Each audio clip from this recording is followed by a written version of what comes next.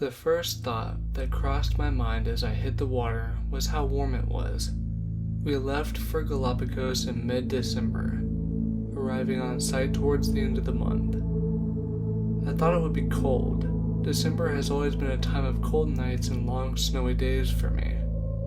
So when I broke the water, and was greeted not by an icy wall of goosebumps-inducing darkness, but a comfortable, lukewarm ocean, I was pleasantly surprised. An unpleasant surprise followed shortly after, as the radio in my ear blared to life, the voice of Anne, already grainy and hard to make out despite being only 15 feet above me, highlighting the budgetary shortcomings of our expedition.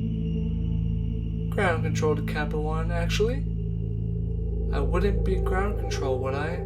Since I'm, not on the ground. What would you call the boat version of ground control? Anna asked, our new radio quickly becoming a toy in her eyes. Now hang on, why am I Kappa 1? I called back into the radio, ignoring her question that I admittedly did not know the answer to. Because Kappas live in the water, duh.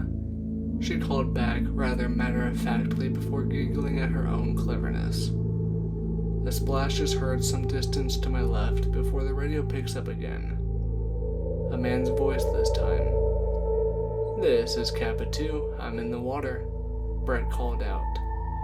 Our youngest member, though he had been with the company longer than I had.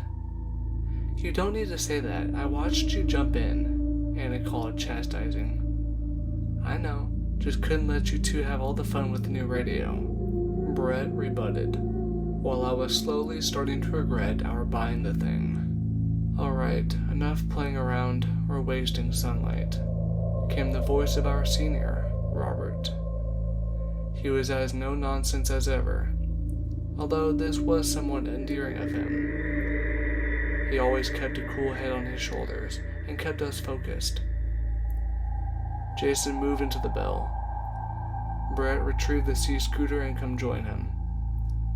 We want this done before sunset, Robert directed through the radio.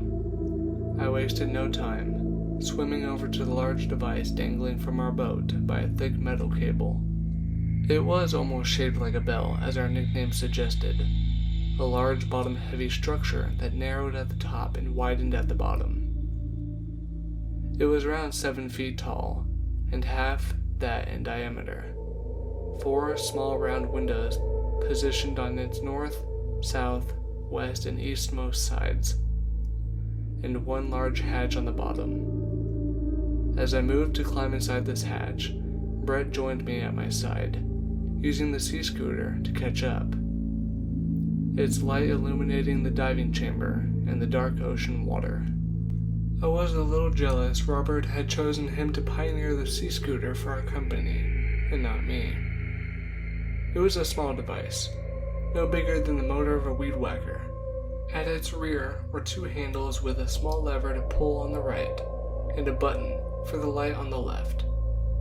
Attached to these handles was the motor, a loud thing, strong enough to turn the blades at the front of the device to propel its occupant forward faster than they could swim. Just beyond the propellers, right in the center, was a large light. I could see Brett's smile showing through the thin glass of his mask as he delighted in his new toy, and we both climbed into the chamber, sealing it shut behind us while it began to build pressure.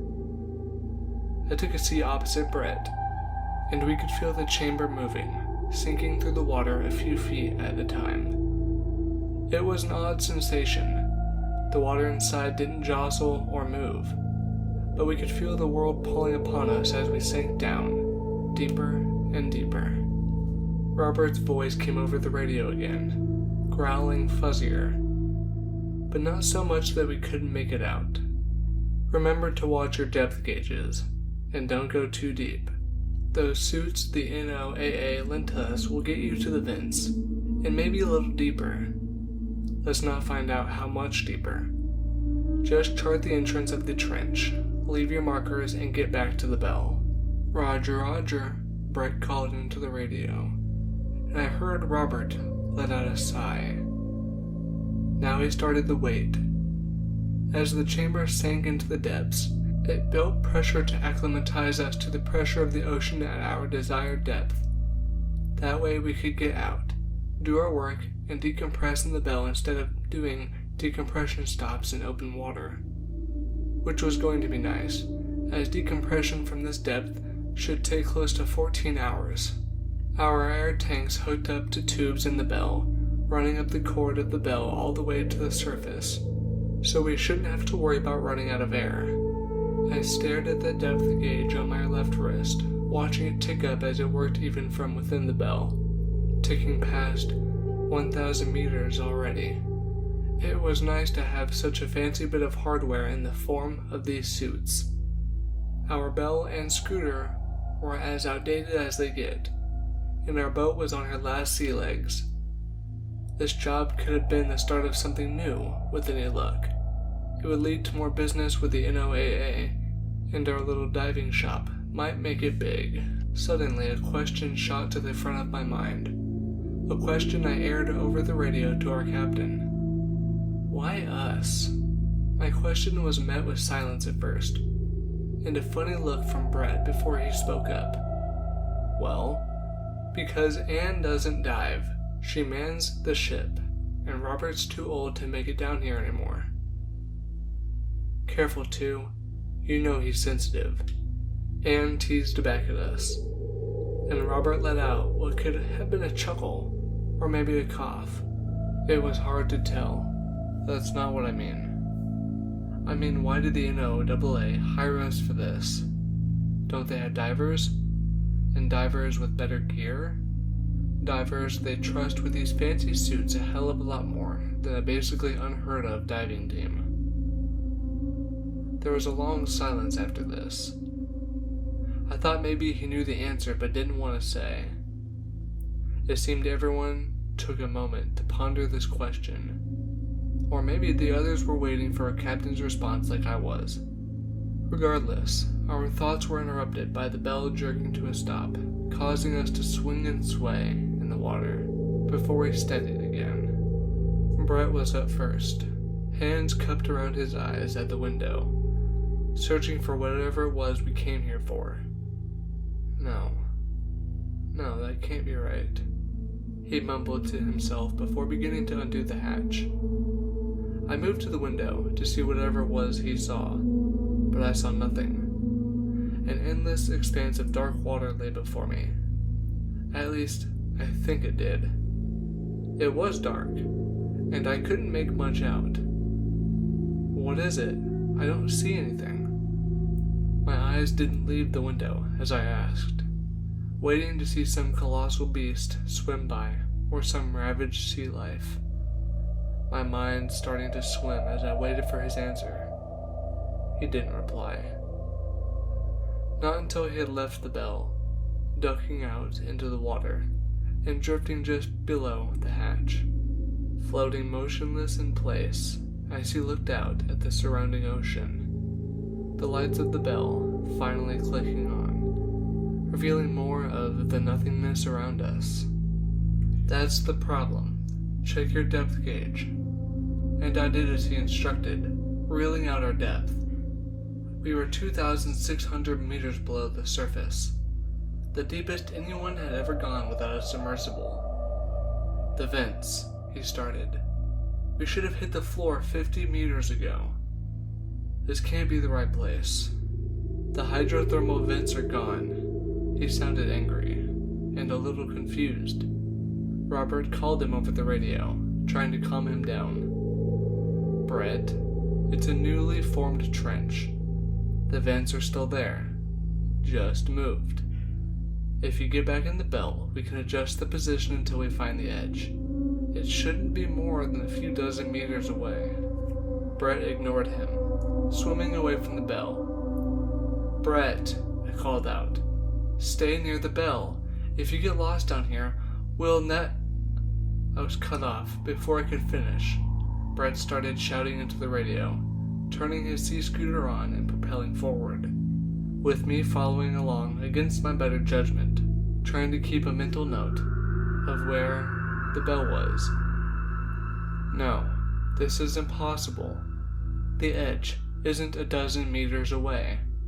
There is no edge. This trench is massive. A trench this large forming and so close to land, there should have been a tsunami and earthquakes. This kind of damage doesn't just happen without anyone noticing. We were at 2,700 meters and getting deeper by the second as he searched for the ocean floor. Comms were quiet for a few moments before Anne spoke up. "Brett, it's okay. I need you to go back to the bell. We'll figure this out, and I'm sure the NOAA have an explanation for what happened here." She spoke soothingly, and Brett slowed, coming to a stop at 2,750 meters, with me just a few behind him. He took in a breath, looking around the expanse of the ocean before us. He had always been more of an environmentalist than I. I can't imagine how seeing such an important part of sea life cease to exist must have made him feel. I put a hand on his shoulder, trying to guide him back. "Come on, let's get back to the bell. The sooner we get this done, the sooner we can get answers." He looked back at me, his face betraying how upset he was as he tried to sound calm.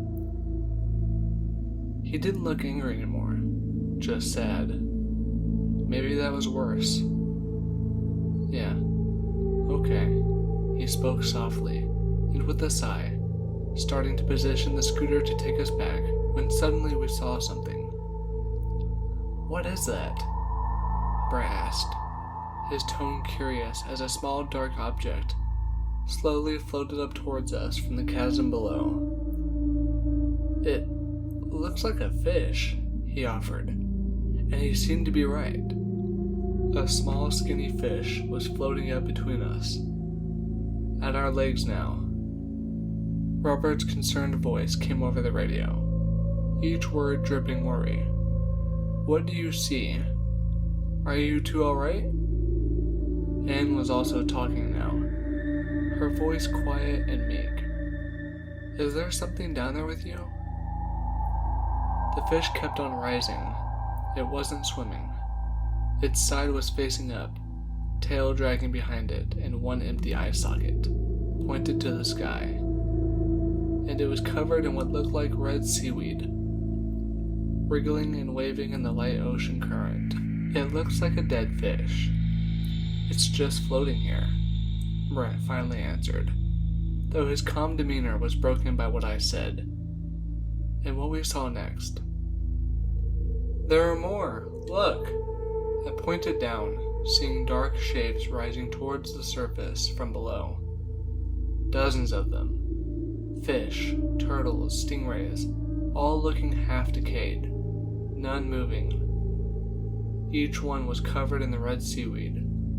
Some had much bigger patches of it on them than others, and as the fish rose closer to us, we could see at last that it was not seaweed, but what looked like to be worms of some sort, sticking out of dozens of small holes in their skin. They were skinny and long, each one waving around in the water, as though feeling for something else to latch onto. At what appeared to be their head was a single, disc-like growth, flat and skinny, but relatively wide, maybe an inch and a half in diameter. Brett slowly reached towards the thing, his hand tentative, but driven on by his growing curiosity. As his hand approached the fish, I thought to stop him, to reach out and swat his hand away, or to tell him no. Instead, movements made clumsy by the water all around us. I reached out and touched the fish. Instantly, the worms had driven the flat growths of their heads against my suit's glove, and I felt an awful pinching sensation as they wriggled and shook violently. I let out a yelp, shaking my hand as I tried to dislodge the creatures, but they held fast, the pain in my hand increasing as my panic rose. I thought to grab them and pry them off, but I feared more were inside the corpse of the fish, waiting to latch onto me. and exacerbate the situation. Finally, Brett grabbed my wrist and with his knife, cut at the wretched things. They held for a few cuts before withdrawing into the fish, releasing my glove. None of them had been severed by his knife.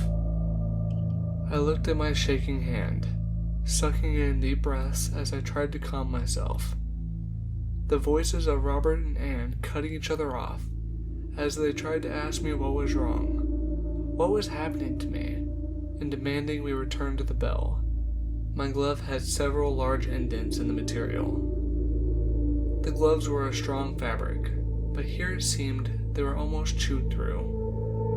Long, cut-like scrapes and circles moving towards a central point, where each of the worms had held on to me. Brett's voice came over the radio. The other two resigned to not getting an answer and clearing the comms. "It's alright, they didn't get in. Captain, there are some sort of worms living in the dead sea life down here. Definitely unfriendly. We're going back to the bell. Get ready to take us up. I'll get on the radio with the Coast Guard. Anne, man the crane." Robert's voice was stern and commanding. It was comforting to have someone sound collected and in control of the situation. Looking around us, things were not in control. Dead sea life was all around us, slowly moving past as they floated for the surface. It was like a swarm of jellyfish. We didn't want to get too close and touch any of them. But if we didn't move more, would float up and surely touch us. Looking around, I didn't even know where the bell was. We had left it so long ago. And orientating yourself in the open ocean was like spinning around in a pitch-black room and then trying to find the bed. "Where's the bell?" I asked, more to myself than anyone else. Anne and Robert couldn't help us reach it. The best they could do is keep it in place and hope we can see the lights again. "We have to go back the way we came. Just go nice and slow. And I'll use the scooter to push them out of the way." Brett presented his plan, and it sounded like a good one. He moved in front of me, using the light of his sea scooter to shine us a clear path, and turned the engine on. This was a mistake. Once the engine turned on, the sea life stopped moving. Each one close enough for us to see stopped dead in their tracks, no longer drifting towards the surface. "What the fuck?" Brett choked out, before slowly but surely each decaying fish began to move towards us.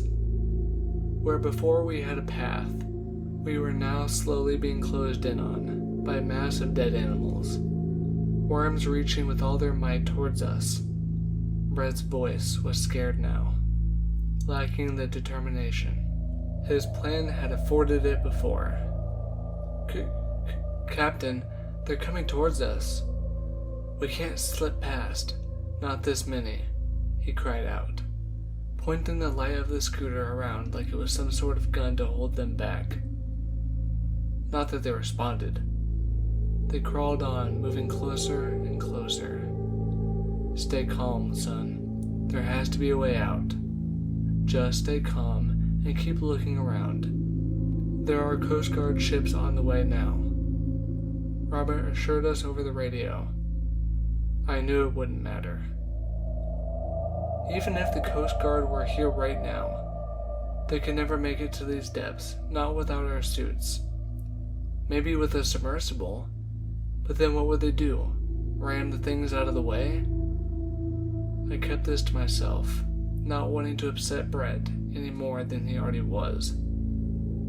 I needed him to come up with a plan like before. Some way to get us out of here.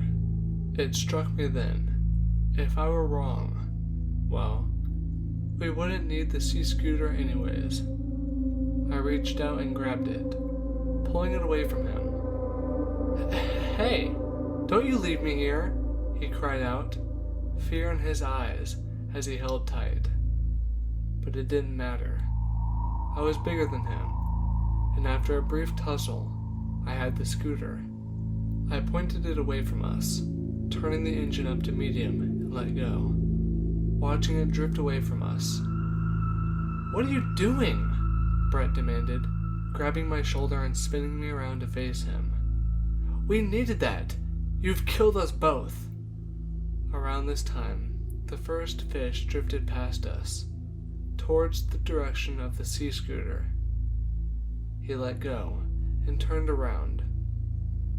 We had to dodge them a bit, but they were moving past us, leaving us alone. I think they were drawn to the sound. When he turned it on, they came towards it. So I turned it up and sent it away, I explained, trying to keep him calm.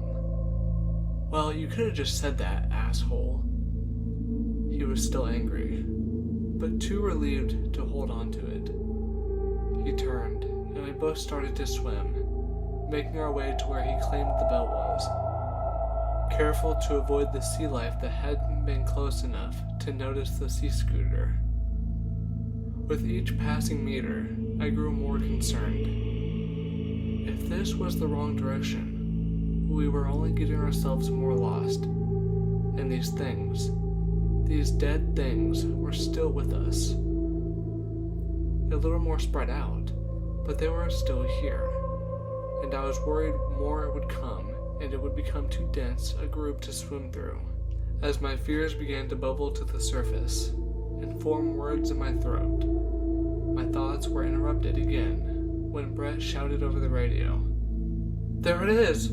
The light! I can see the bell!" I swam a bit faster, straining to see what he saw, and sure enough, just ahead, there was the light. He swam towards it, fast, waving his arms and breathing heavily as he raced for it, ignoring the fish floating around him and rushing for the bell. As we got close, I began to notice something. There was something big just below it. "Brett, stop! There's something there!" I tried to call, but over his frantic breathing, the radio was too garbled for him to understand. Maybe he thought I was celebrating as well. I should have tried harder, yelled louder, something, but I didn't think he would be able to hear me. And as he neared the bell, the thing below rose into the light, coming into view and freezing him in his tracks. It was a whale, a huge humpback whale. But this one wasn't dead, and it wasn't drifting, though just barely. It had huge holes all along its left side in tightly packed clusters. The skin they clustered on was swollen and infected, the holes leaking a dark fluid into the water. Its body was lumpy, long tubular growths protruding all down its back and to its tail, and these bumps wriggled and moved, twitching and causing the body to move along with them. One of its eye sockets was empty, and the other eye, while still there, had a large hole in it, with a huge worm sticking out of the front. It slowly approached Brett, its one big eye locked onto him. As the worm reached for him, both of us frozen in shock. As it neared him, the whale let out an awful sound, a groan of pain and anguish, as its mouth was pushed open by a mass of worms inside. They reached out, latching onto Brett, causing him to jolt to action again, flailing and screaming, jabbing at them with his knife to no avail. As one latched onto his face, slowly pulling him into the mouth, he screamed into it, screamed and cried and fought for all he was worth, but he wasn't getting away, and I only watched as it took him. Once he was gone and the mouth was closed, his screams did not stop. They kept coming over the radio, drowning out anything anyone else might have tried to say. The whale then slowly sank, leaving the light of the bell, and vanishing into the darkness. I wasted no time swimming for all I was worth. looking at the bell and hoping that maybe, if I didn't look, I wouldn't have to see it rising to swallow me too. But it didn't swallow me. It didn't return as I swam into the bell, didn't attack me as I sealed the hatch and pressed the button to return me to the surface, and it didn't rip the bell from the ship and sink me to the ocean floor as I waited for the bell to slowly rise up out of the depths. But he did scream. He screamed the whole way, and as he did, his screams slowly became groans of pain, muffled by whatever it was that had him. And just when I thought I couldn't take the screams anymore, he spoke. He begged. He begged not for his life, not for rescue, not for me to come back and save him. He begged me to kill him, pleaded with me in a voice so weak and with breath so raspy, breathing wheezily, unnaturally.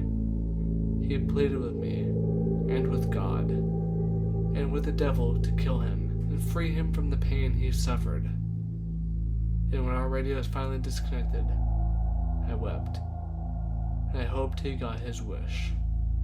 I don't dive anymore. I man the crane, but I'll never get in that water again. I'd leave, say goodbye to this life, into the water forever. But I can't do that to Robert and Anne. I can't leave them and this business behind after what we went through together.